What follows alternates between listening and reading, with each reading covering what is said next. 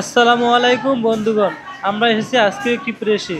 এই প্রেসে যে মেশিনটা দেখতে পাচ্ছেন, এই মেশিনের নাম শর্ট বাই কালার। এখন এখানে একটা অফসেট ছাপানো হচ্ছে। আমরা পুরো মেশিনটা আপনাকে ঘুরে ঘুরে দেখাবো কিভাবে ছাপা হয়, কিভাবে কি কাজ হয়। যে অফসেট পেপারগুলো দেখতে পাচ্ছেন, এগুলো মূলত ঔষধের কার্টুনের ভিতরে একটা প্রেসক্রিপশন থাকে, সেগুলো ছাপানো হচ্ছে। মূলত এই প্রেসে সবসময় ওষুধের কার্টুনের কাজ করা হয় এবং এই ধরনের প্রেসক্রিপশনের কাজ করা হয়। তো মানে এই ধরনের মেশিন মার্কেটে প্রচুর চাহিদা, কারণ এই ধরনের মেশিনের এত সুবিধাতে তা বললেও শেষ হবে না। যেমন বাংলাদেশে এই ধরনের মেশিন আপডেট মেশিন, যেমন এগুলো নিউ কন্ডিশন একটা ভাব আছে। এটা হলো 2 কালার মাল একসঙ্গে ছাপা হয়, এটা হলো এর সুবিধা এই মেশিনটার। এই কারণে এই মেশিনটা সবসময় মানুষ ক্রয় করে থাকে। হাইডালবার মেশিন, এটা জাপানি মেশিন, একদম অরিজিনাল। বন্ধুগণ, এতক্ষণ তো মেশিনের বর্ণনা দিলাম, এখন মেশিনের কোয়ালিটি দেখবেন কি এত সুন্দরভাবে নিখুঁতভাবে মালগুলো বা কাগজগুলো ভিতরে যাচ্ছে মেশিনের।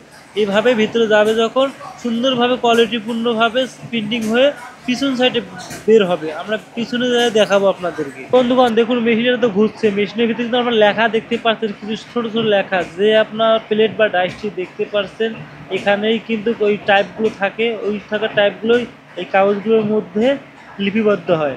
এতক্ষণ তো আপনারা দেখলেন বাই কালার মেশিনের প্রথম পার্ট, এখন দেখছেন যে দ্বিতীয় পার্ট। এই দ্বিতীয় পার্টে দ্বিতীয় কালার ছাপানো হয়। আপনার উপরে আমি দেখবো কিভাবে কালি দেয়, কোন জায়গার মধ্যে কালি থাকে। ওই কালিগুলো প্লেটের সঙ্গে বা ডাইসের সঙ্গে লাগানোর পর ওই কাগজের মধ্যে লিপিবদ্ধ হয়। আপনারা দেখতে পাচ্ছেন এখানে কালি বা রং, আপনারা যেটাই বলুন না কেন, এখানে দেখুন লাল কালারের রং আছে এখানে।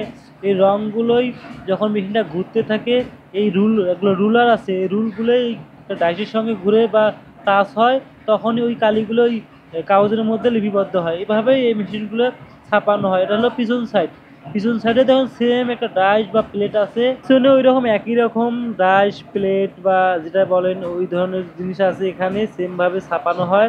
এটা হলো এটাকে বলা হয় ডেলিভারি। এখানে 2 কালার মাল ছাপানো হওয়ার পর ডেলিভারি হয়।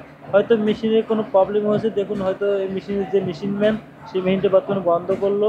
সে আবার কিছুক্ষণ পর কী সমস্যার সমাধান করার পর আবার রান করবে। আপনারা আবার দেখতে পারবেন কিভাবে ছাপানো হচ্ছে বা মাল কাগজগুলো আবার বের হচ্ছে। আপনারা দেখতে থাকুন, দেখতে পারবেন। এই দেখেন আবার উনি রান করেছে, রান করার পরই কাগজগুলো আবার বের হচ্ছে। বন্ধুগণ দেখুন কত নিখুঁতভাবে কাগজগুলো বের হচ্ছে, কত সুন্দরভাবে। আমি অনেক কাছে গিয়ে আপনাদের দেখানোর জন্য, বোঝানোর সাথে কত সুন্দর করে ভিডিও করছি আপনাদের ভালোভাবে স্পষ্টভাবে দেখানোর জন্য। বন্ধুগণ এখন যে লোকটিকে আপনারা দেখতে পারবেন, এই লোকটি হলো এই মেশিনের অপারেটর। লোকটি অনেক ফ্রেন্ডলি, তার সঙ্গে অনেক ভালো সময় কাটাই। আমি সব সময় কথা বলি, আলোচনা করি, গল্প করি, আড্ডা দেই।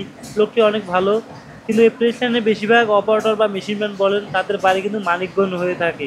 এই প্রেস লাইনে বা এই প্রেস এই সেক্টরে সবসময় আপনারা মানিকগঞ্জ লোক পাবেন। মানিকগঞ্জ ছাড়া এই প্রেস লাইন অসহায় বা অচল। যারা ঢাকা শহরে প্রেস লাইনে অনেক জায়গায় ঘোরাঘুরি করেছেন, আর আপনারা হয়তো অবশ্যই জানেন, যদি কথা বলে থাকেন ওনাদের সঙ্গে, ওনারা আপনাদের যে বলে থাকে ওনাদের বাড়ি বেশিরভাগই কিন্তু মানিকগঞ্জ, টাঙ্গাইল, এই আশেপাশেই। এই মানুষগুলো কিন্তু অনেক ভালো, অনেক নরম মানের মানুষ, অনেক ভদ্র মানুষ। বন্ধুগণ পুরো মেশিনটা হয়তো আপনাদেরকে ঘুরে ঘুরে চারপাশ দেখালাম, যেতটুকু পারলাম আপনাদের তুলে ধরলাম। যদি ভালো লাগে লাইক কমেন্ট শেয়ার করবেন।